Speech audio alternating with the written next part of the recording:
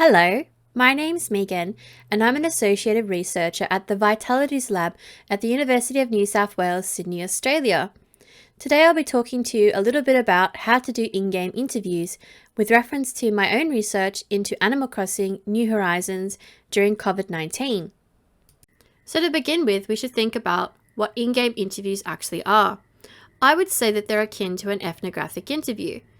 I'm sure many of you know what an ethnographic interview is, but for those who don't know, it basically means interviewing a participant in the field site in question. So if you are researching farming practices, you might interview a farmer on their property and allow them to show you around and answer some questions for you at the same time. The reason this is significant for gaming studies is that it treats the video game or digital game as a world in and of itself, as opposed to a standalone text that we can analyze, break down, and interpret to glean meaning. So in this sense, the game world becomes a social world where social practices and relations unfold. I think this is a significant way of trying to understand how we live through and with digital online spaces. So the ethnographic interview is not new for game studies. It's been around for a while, particularly in studies of mass multiplayer world games, MMOs. These interviews originally were conducted over text chats, as some games have a text chat function. And as technology has developed, some people have moved over to conducting interviews over voice channels, whether that be Discord or Zoom. If you're interested in this kind of research, I particularly recommend Jeffrey Snodgrass's work.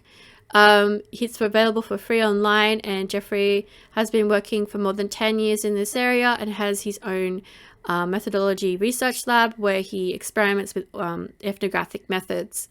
And there also are some other scholars that I've cited here that you might like to have a little look at.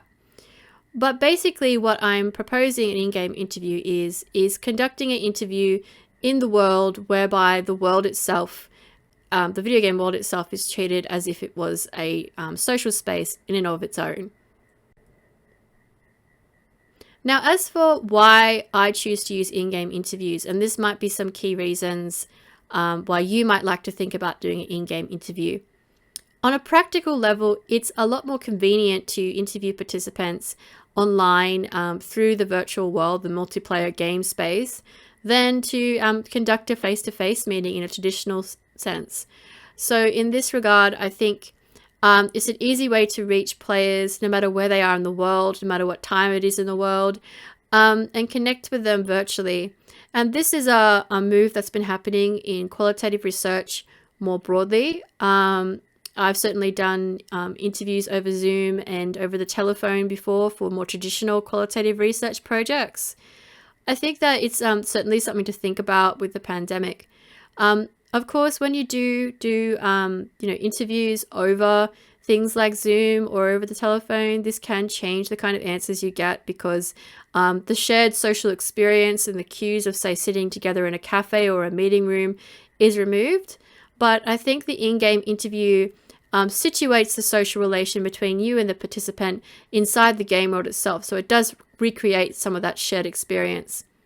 In addition, in-game interviews, like any ethnographic interview, allow the participant to think about and reflect on the world in its immediacy around them at the time, in what Gervin describes as simulate recall. So if you think about it, it's easier to talk about an object while it's in front of you rather than, say, to try and remember what the object looks like or recall from memory outside of that context, maybe in a different situation in a cafe or a meeting room during an interview face-to-face. So I think those are the two distinct advantages that I would think of.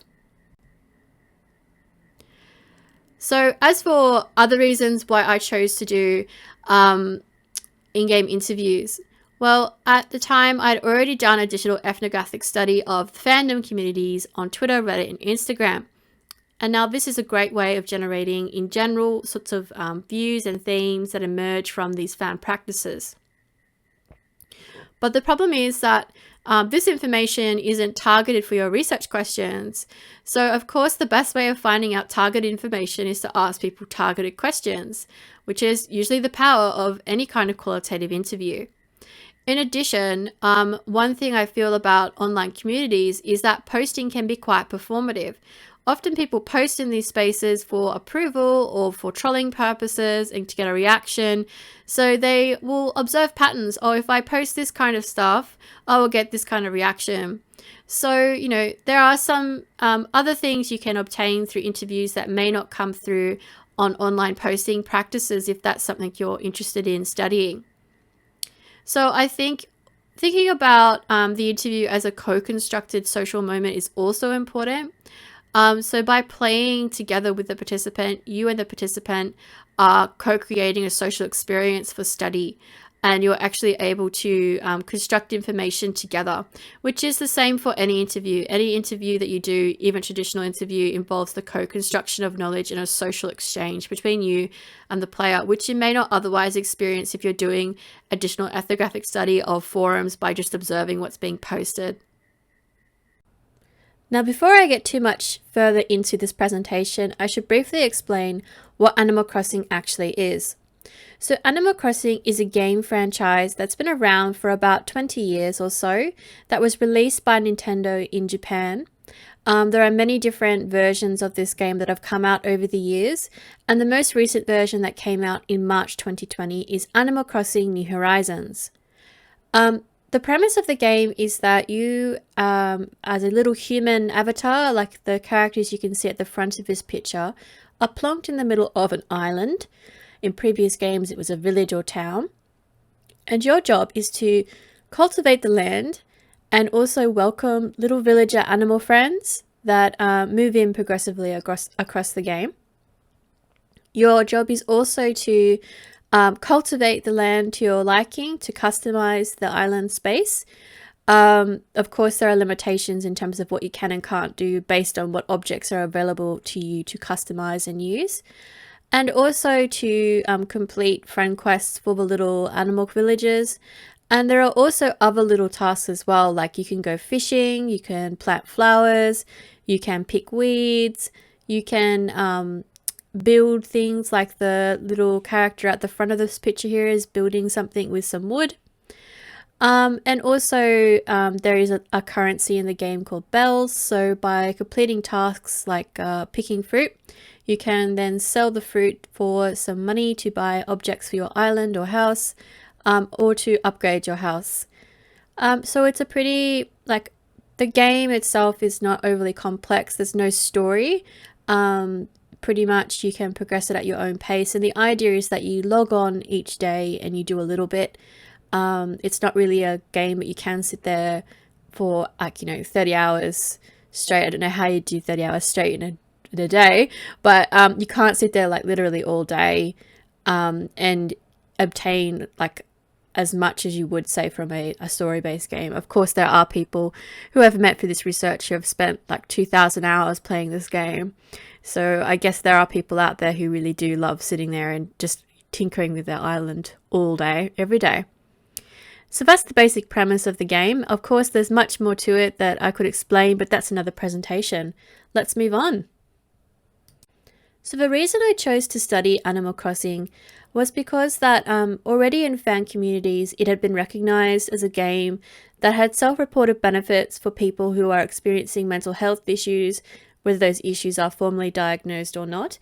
So for example, some people felt that it allowed them to practice mindfulness through things like picking weeds or just walking through the town and focusing on the very relaxing music that it plays. Of course, this hasn't been studied, in a scientific capacity, and I'm a cultural researcher.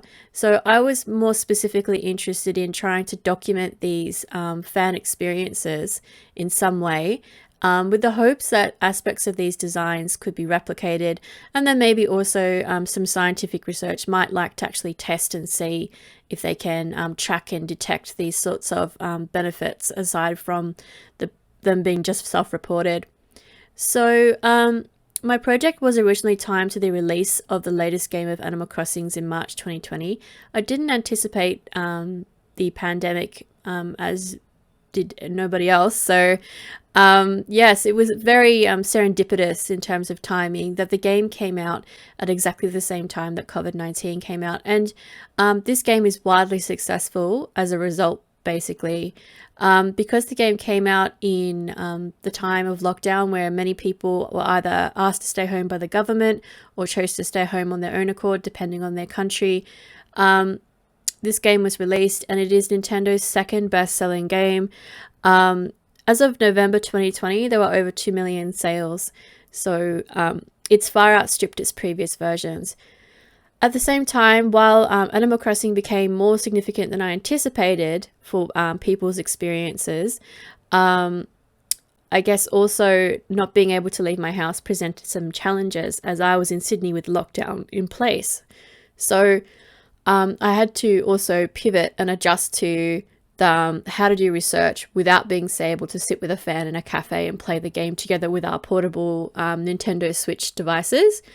So I think that, Animal Crossing originally was supposed to be a study about the benefits of the game, but also it's become a study of social experiences of COVID-19 and how this game has been used during COVID-19. So for this project, I had 3 pretty straightforward questions that were updated and designed to reflect the social context of COVID-19 and the use of this game at this time. So first of all, I wanted to ask, what was the appeal of playing Animal Crossing New Horizons during social distancing? Other than the game being released at the time where social distancing sort of began, people were obviously picking this game up for a reason, and I wanted to find out what the reasons actually were. Also, I wanted to find out how fans experienced and related to the digital characters and spaces in Animal Crossing, as well as the objects that are used.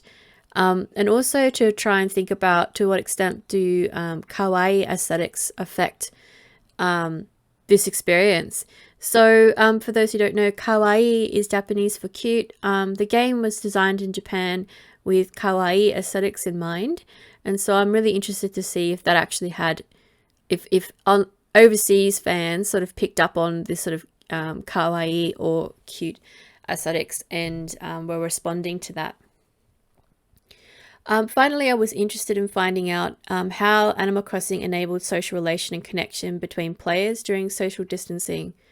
So yeah, I think these questions are well suited to an interview format because people can answer individually for their own experiences, and from each interview we can try and create some generalized data that provides some of the key themes that emerge for people playing this game during COVID-19. Now, as for the theoretical background, there are 3 key fields of literature that I'm looking to bring together.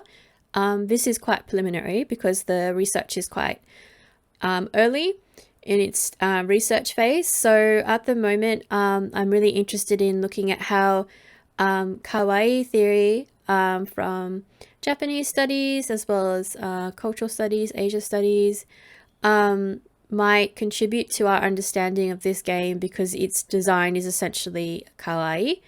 I'm always interested in my research as to how kawaii objects evoke particular emotions in people, whether that's a sense of care, a sense of playfulness. I suggest also a sense of imagination.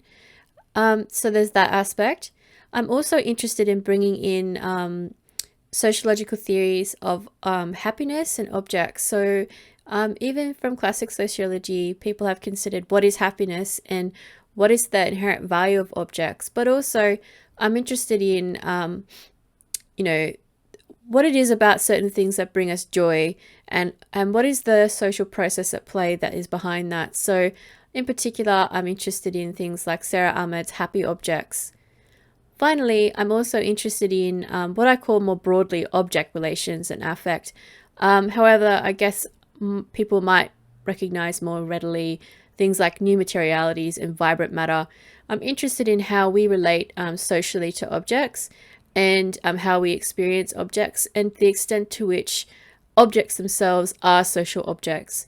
So as I said, this is quite preliminary, but it gives you an idea of why I might choose in-game interviews, because being able to talk about a specific object inside the game with the participant while they're there is quite beneficial in trying to understand these sorts of ideas and thoughts about the game itself.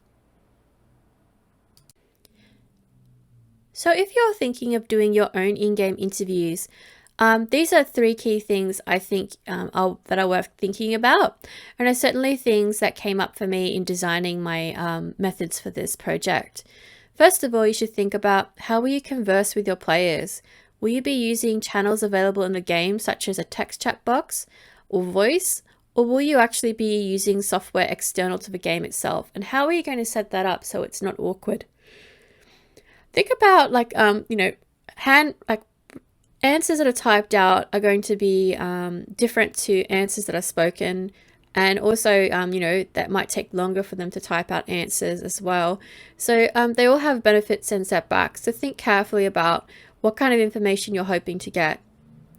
Also think about what kind of activities you'll be doing while conducting the interview. So obviously the activities you're doing should, pertain to what it is you're specifically researching. So rather than standing awkwardly inside the game and not moving or doing anything, I suggest you go and do a certain activity that you're interested in finding out more about. So for example, in Animal Crossing, you can do fishing. So I might, if I was interested in researching fishing, I might sit with the player inside the game and we'd fish together while talking. Likewise, if you're interested in things like, party dynamics in combat, so say you're researching Final Fantasy XIV, you might want to specifically join a party and try and do the interview while doing combat with the party. Mind you, that would be a bit difficult and stressful because you're also trying to play, a very intense game. But that's certainly something to keep in mind. Finally, I think you should also think about the extent to which your player/participant might actually be engaging in roleplay, and if that actually matters or not.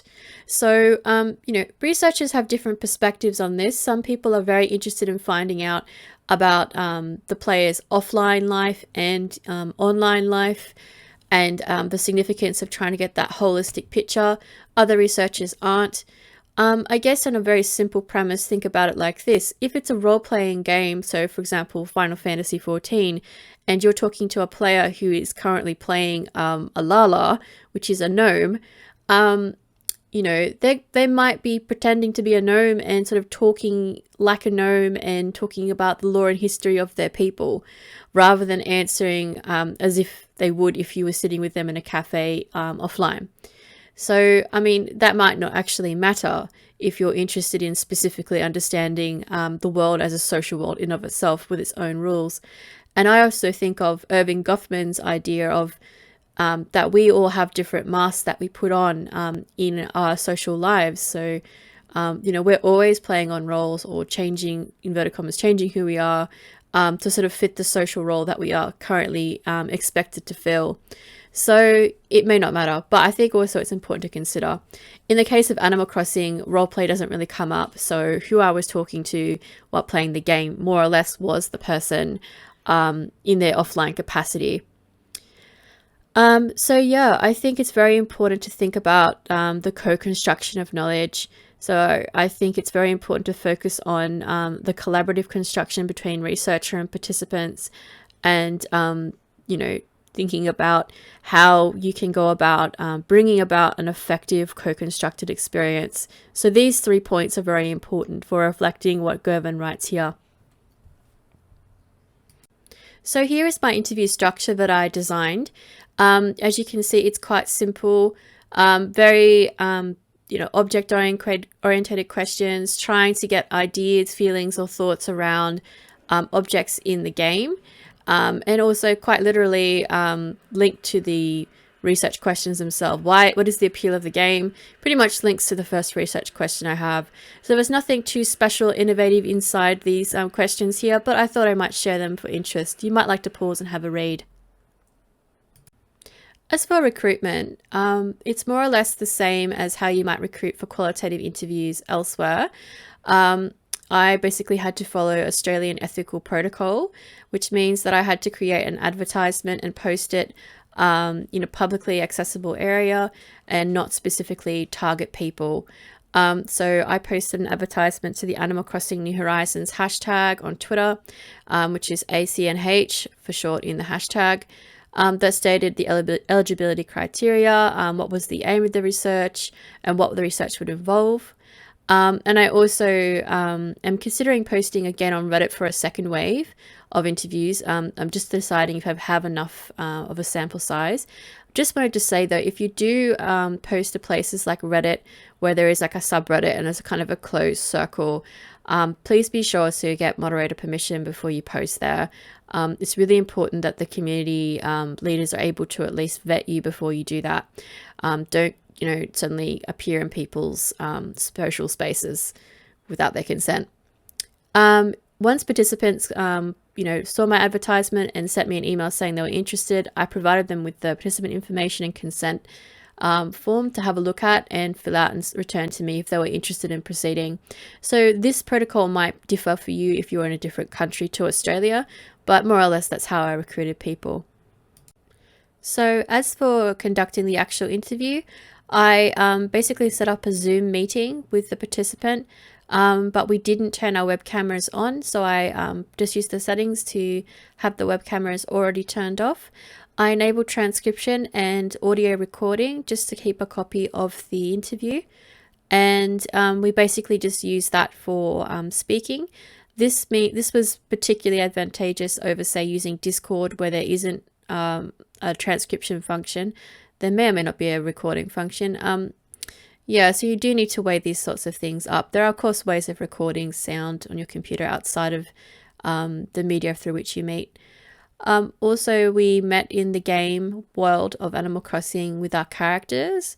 So basically, I traveled to their island and we interacted that way. So all our sort of body language and facial expression is not quite the right word for these avatars. So we used animations and that to sort of express our moods and feelings with each other as we were talking. So in other words, our relationship was embodied both in our voices, but also through the digital space of the game and our avatars.